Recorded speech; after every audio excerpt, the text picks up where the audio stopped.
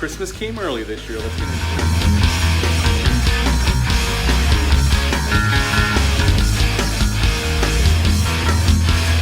Back to my channel. I hope everyone's doing well out there. And Christmas has indeed come early this year with the release of It's Me, Billy.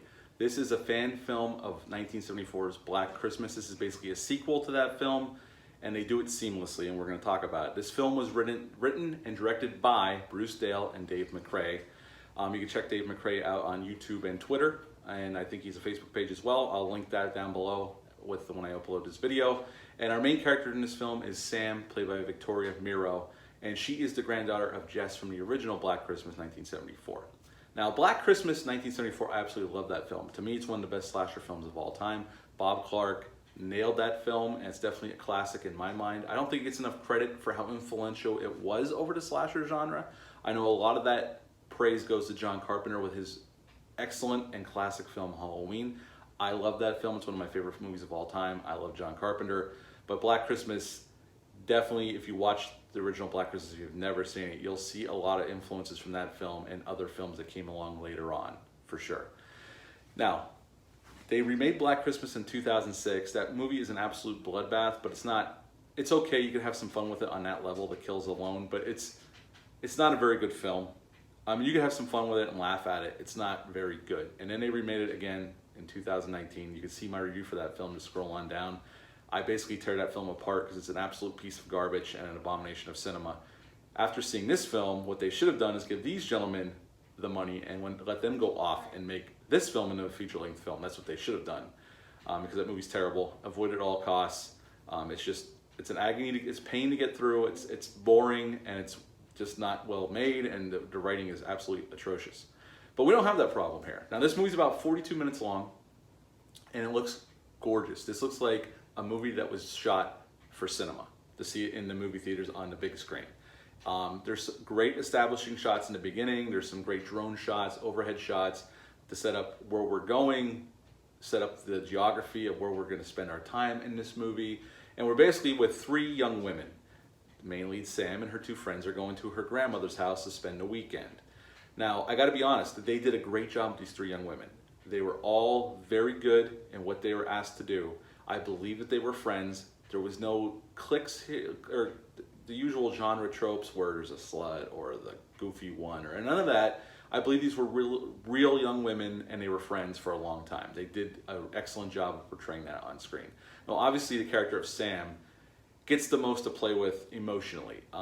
She's going through the most emotional things in the film from the beginning right through to the end. So she has to hit different emotions, and the actress did a fantastic job. So the acting overall is excellent.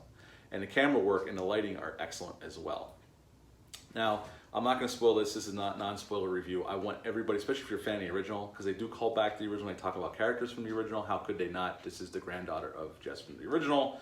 And there's definitely some surprises. So I do not want to ruin any of that for you. So this is just a general overview of the film.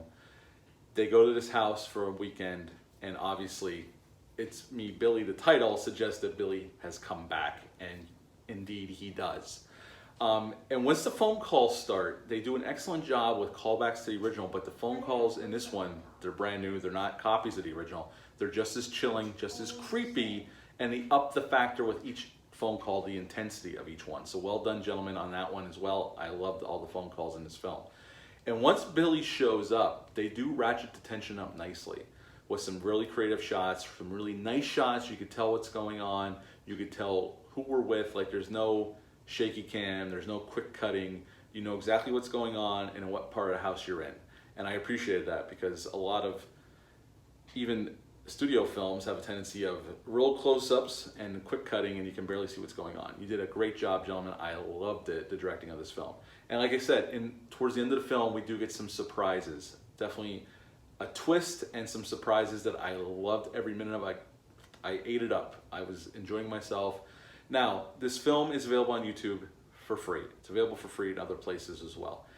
Now, Dave McCray has sent out a tweet, and I think he posted on his Facebook page about there's certain, if you watch on your big screen at home, there's a website he'd like you to watch it through. So look him up, check him out. You'll see where he'd prefer you to watch if you watch it at home.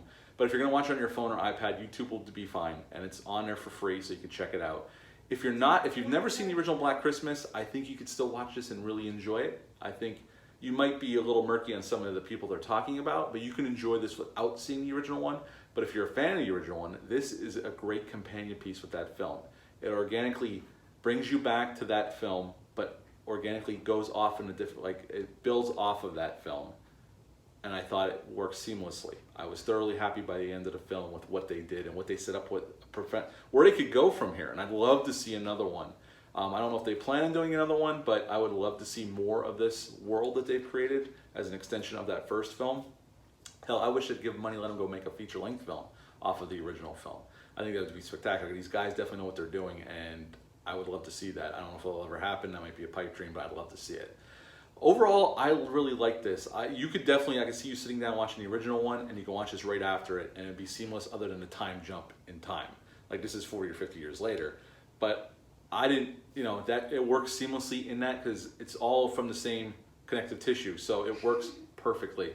I would highly recommend this. Check it out this weekend. It's free. It just dropped today on YouTube at 9 a.m. I would give this a 9.75 out of 10. I loved it. I couldn't wait for this to come out because I'm a huge fan of the original, so they didn't let me down. It exceeded my expectations, and I gotta say, it looks like a real movie. Again, it's about 42 minutes long. It's totally worth your time. Watch it on your big screen at home, and enjoy yourself. And do me a favor, come back and leave a comment and let me know what you think of it.